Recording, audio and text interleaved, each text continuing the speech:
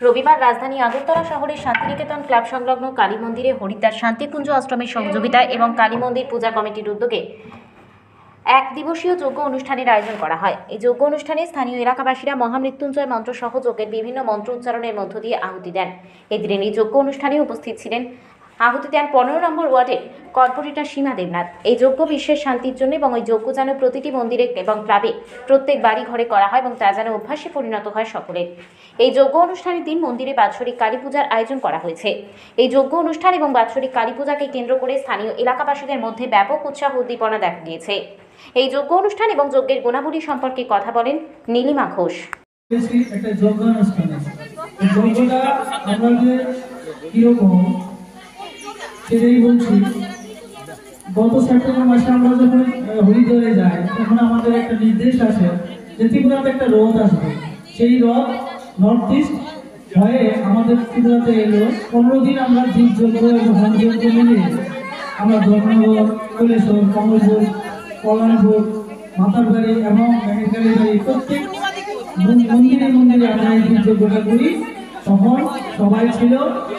এখন আমাদের আরেকটা নির্দেশ এসছে যে আপনারা একটু এখানে যে এটা কালী মন্দির 24-25 নম্বর ওয়ার্ডে, সেখানে তাদের একটা আর্জি ছিল যে আপনারা করবেন, কিন্তু আমরা ওই হরিদ্বার থেকে কাউকে এবার আনতে পারিনি। যেন 25 কুণ্ড হলে হয়তো এরা আসে, কিন্তু এক কুণ্ডীয় যজ্ঞ হয়েছে এবং খুব ভালো লেগেছে। তারা আমন্ত্রণে আমরা এখানে আসি। আসার পরে আজকে সকাল থেকে যজ্ঞ শুরু হয়েছে। তো যজ্ঞ ওনাদের কেমন লেগেছে বলেছি, আমরা নিজেরাই করতে নির্দেশ এসেছে বলে আমরা করেছি। তো এখন আমাদের একটা টিম আছে, আমরা এই টিম সহকারে আমরা এখানে সমবেত হয়েছি। তো এটা এমন না যে আজকেই করেছি আজকেই শেষ। আগামী দিনে আমরা বিভিন্ন জায়গায় যদি আমন্ত্রণ পাই, যদি আর্জি থাকে, তাহলে আমরা এই যজ্ঞটা করে যাব। তো এই যজ্ঞের উদ্দেশ্য এবং মাহাত্ম্য কি?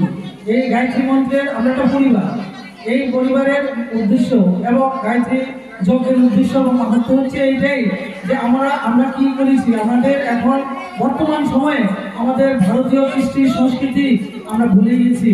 আমাদের বাচ্চারা এখন মোবাইলে নিয়োজিত হচ্ছে, নেশায় নিয়োজিত হচ্ছে। সেই কারণে আমরা এই যজ্ঞর দ্বারা, গায়ত্রী মন্ত্রের দ্বারা আমাদের যে শরীরের 24টা অর্গান আছে, সেই অর্গানগুলিকে শান্ত করার জন্য আমাদের এই যজ্ঞ। এই যজ্ঞের অন্য কোনো উদ্দেশ্য নেই যে আমরা কিছু নিতে এসেছি। ওনারা বলেন, পণ্ডিত রাম শর্মা আচার্যা, উনি 8 বছর বয়স থেকে যজ্ঞে এই সাধনাতে উনি উত্তীর্ণ হয়েছেন এবং উনি বলেছিলেন যে আমরা কারোর কাছ থেকে কিছু নিই না, আমরা শুধু দিতে এসেছি, আমরা দেব। যেমন ব্রিটিশ সরকার আমাদের বুঝিয়ে গেছিল মাগনা পয়সা ছাড়া চা খাইয়েছিল, চা খেয়ে এখন চার অভ্যাস করেছে, এখন আমাদের চা কিনে খেতে হয়। এখন আমরাও এই যজ্ঞটাকে প্রতিটা ঘরে ঘরে পৌঁছানোর জন্য আমরা উদ্যত হয়েছি। আশা করি আগামী দিনে প্রতি ঘরে, প্রতি মন্দিরে, প্রতি বাড়িতে আমরা এই যজ্ঞটা চালিয়ে যাব।